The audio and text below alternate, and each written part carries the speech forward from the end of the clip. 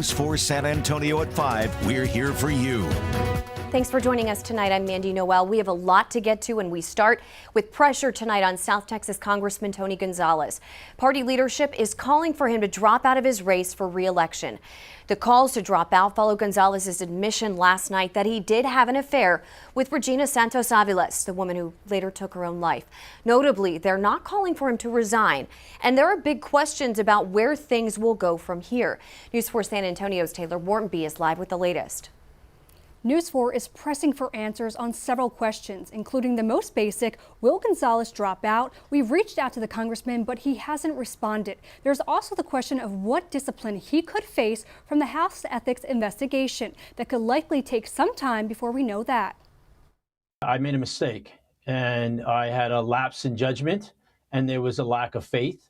And I take full responsibility for those actions. Gonzales, representing Texas's 23rd district, publicly acknowledged an affair with former staffer Regina Santos Aviles during an interview on the Joe Pags show. Santos Aviles later died by suicide. I look forward to the ethics committee starting an investigation. I appreciate the opportunity to be able to provide all the facts and all the details that lead to exactly what occurred in the entire situation.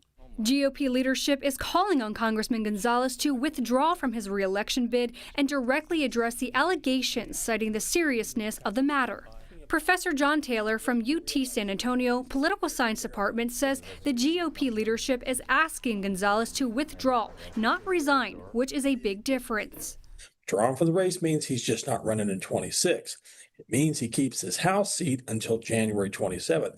This is very important to Speaker Johnson and President Trump because we're talking about a razor-thin Republican majority already.